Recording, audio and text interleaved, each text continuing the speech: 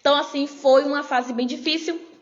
Eu lembro que uma vez, no meio da discussão, eu falei pra ele que se eu soubesse que ele ia virar católico, eu nunca tinha casado com ele. Então foi a única vez que eu disse isso, também foi a única vez que eu vi meu marido chorar. Gente, dá uma olhada na conversão dessa menina. Primeiro foi o marido dela, depois ela, né? Porque o sonho de todo evangélico é ser como a igreja primitiva.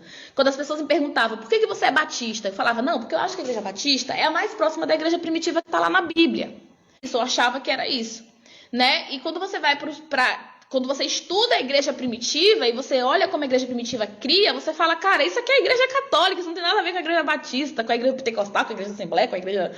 Entenderam? Então, muitos protestantes estão realmente virando católicos e são muitos, são centenas de protestantes que estão voltando para casa por causa dessas descobertas, né? E que muitos católicos não conhecem também. Que tantos protestantes estão se convertendo e se tornando católicos, porque quando você vai para a patrística não tem como você negar. Há uma sucessão do munus apostólico, né? Orígenes, que também está citado aqui em Eusébio, ele declara: Pedro, sobre quem está edificada a igreja de Cristo, contra a qual não prevalecerão as portas do inferno. E assim, gente, nos documentos históricos está muito claro que a Igreja Católica Apostólica Romana foi fundada pelo apóstolo Pedro, pelo apóstolo Paulo. E aí, eles vão dar a primeira sucessão dos apóstolos, sabe? Os nomes todos. Aí eles vão falar, olha... Então ele fala que veio Lino, depois de Lino sucedeu Anacleto, depois de Anacleto sucedeu Clemente, que é citado pelo apóstolo Paulo em Filipenses, depois sucedeu Evaristo, depois sucedeu Alexandre, depois sucedeu Xisto. E aí o Eusébio de Cesareia dá uma lista enorme de papas que governaram a igreja em Roma desde o apóstolo Pedro.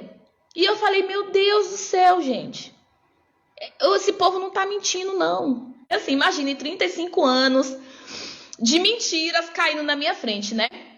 Enfim, e aí ele vai contar que a pregação dos apóstolos ressoava-lhes ainda no ouvido, que eles tinham diante dos olhos a doutrina que os apóstolos transmitiram. Então ele está falando aqui, gente, da tradição. Aí ele começa a falar da tradição. O que é a tradição? E ele começa a dizer que esses primeiros bispos ouviram diretamente dos apóstolos. Então eles sabiam o que os apóstolos tinham falado, tinham ensinado, o que queria dizer os evangelhos. Dionísio, no ano 200, ele escreve, está lá em Apocalipse também, os nossos irmãos, os santos mártires, ano 200, agora sentados ao lado de Cristo, partícipes do seu reino, que julgam com ele, e com ele proferem a sentença, tornaram-se nossos protetores. A comunhão dos santos é uma verdade que qualquer pessoa que abra qualquer livro desses tempos para estudar, que estude a história da igreja, vai ter que encarar. Vai ter que encarar e vai ter que dizer, ou eu reconheço essa verdade ou eu nego essa verdade. E se eu negar essa verdade, eu vou ser julgada exatamente por aqueles que eu neguei. E eu falo, eu não sei como é que eu nunca li isso quando eu era protestante. Os santos do Senhor não vão só para o céu. Eles não vão só interceder, eles vão julgar. Ele fala, vi também tronos sobre os quais se assentaram aqueles que receberam o poder de julgar. Eram as almas dos que foram decapitados. Ele está falando dos mártires de Nero, dos protomártires. Era a alma dos que foram decapitados por causa do testemunho de Jesus. Está em Apocalipse, capítulo 20, versículo 4. É o que eu falo. Quando é uma pessoa humilde, assim, se ela lê a patrística, né, se ela lê a doutrina dos apóstolos ali, dos discípulos dos apóstolos, ela vai ver que totalmente doutrina católica. Ela vai ver inteiramente a autoridade da igreja ali para construir o cristianismo. Mas assim, tem que ser humilde, né? Tem que ser humilde, porque trocar de igreja é muito difícil, né? Talvez, se trocar de clube de futebol é quase impossível. Trocar de político é quase impossível, né? Quem vota no Bolsonaro nunca vai votar no Lula, quem vota no Lula nunca vai votar no Bolsonaro. É quase impossível essas coisas. Imagine algo que mexe com a eternidade.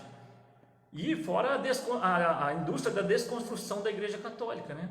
Foi feita uma indústria de desconstrução da Igreja Católica. Deus criou duas instituições, a família e a igreja. O demônio quer destruir justamente as duas.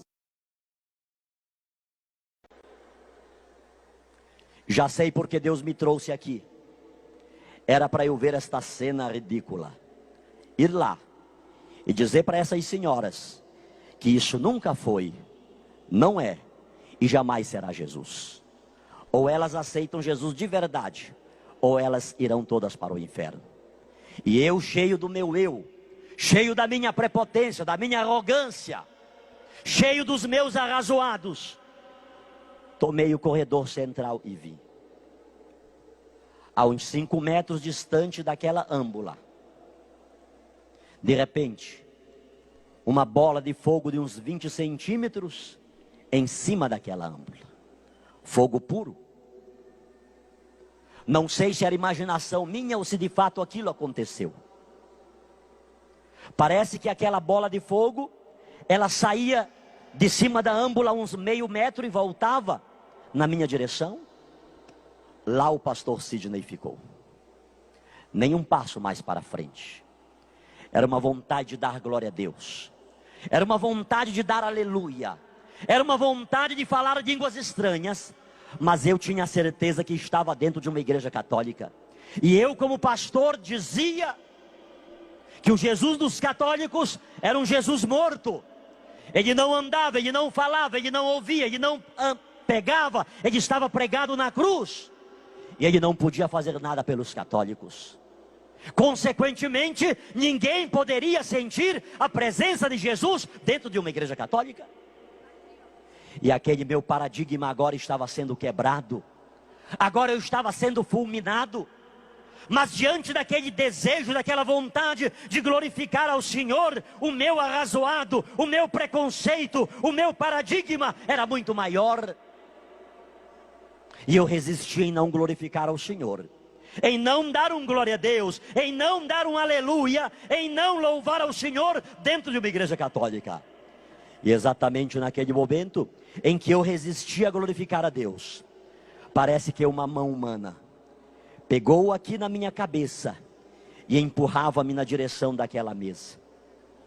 E eu fui caindo, e eu fui caindo, e eu caí mesmo literalmente em frente àquela mesa. Quando caí, era soluçando de choro, era dando glória a Deus, era dando aleluia, era glorificando a Deus. Um Pentecoste aconteceu na minha vida. O que é que aconteceu, o que é que aconteceu, missionário?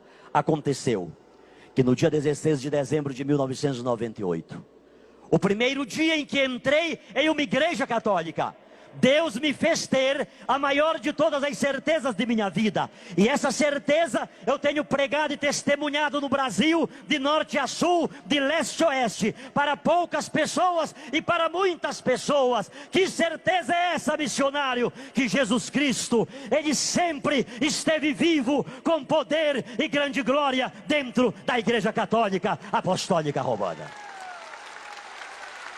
Uai, seu app de vídeos curtos.